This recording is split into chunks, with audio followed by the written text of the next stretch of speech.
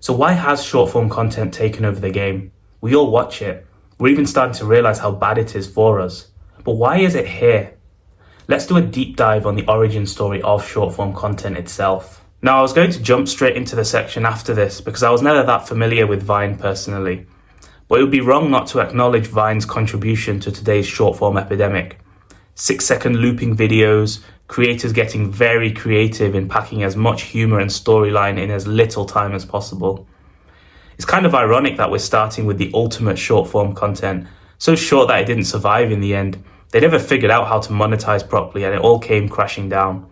It's where the Paul brothers started, and it launched a lot of those early days LA-based influencer careers. In fact, when they moved over to platforms like YouTube, they became known as Vine refugees because that's where they originally started out. But the main takeaway from the Vine era for the purpose of this video is that America had an appetite for short form content. So let's get into Vine's spiritual successor. Now this is where it all kicks off.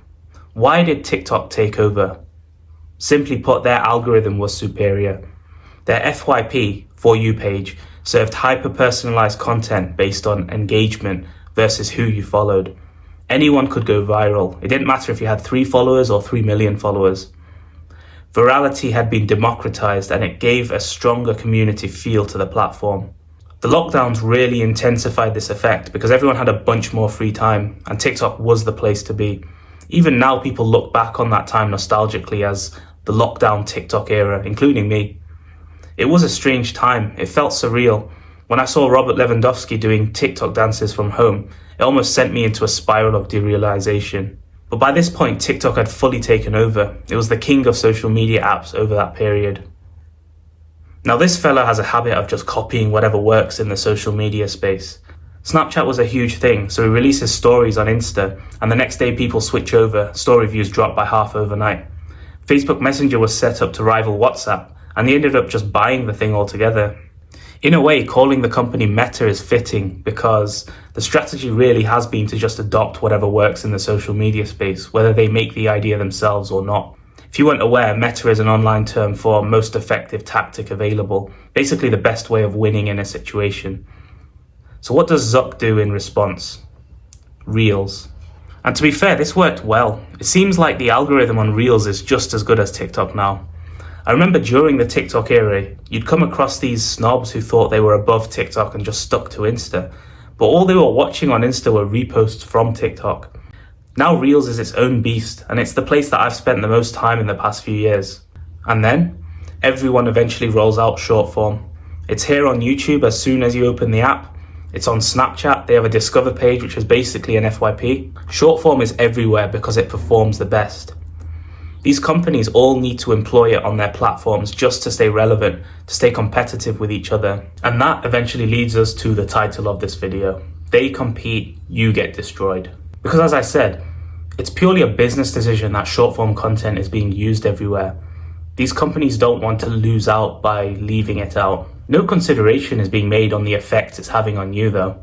Reduced attention spans and focus, ADHD-like symptoms in kids, a completely dysregulated dopamine system where you just have to keep consuming to feel normal. Short form content delivers the worst kind of dopamine spikes. It's fast, addictive, and it just leaves you empty. There is no upside here. This kind of content needs to be avoided entirely. If you're watching this and you've watched this far, then it's clear that you recognize the harms of short form content and you want to detach from this addiction. And that's what it is, by the way, an addiction. So this is not going to be as straightforward as me telling you stop watching it.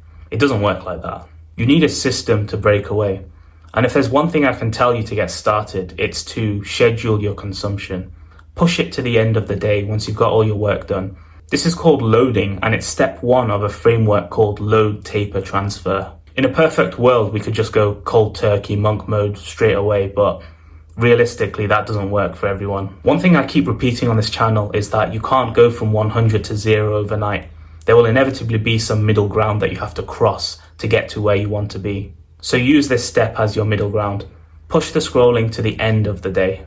Use it like a reward for getting through the day and getting all your work done.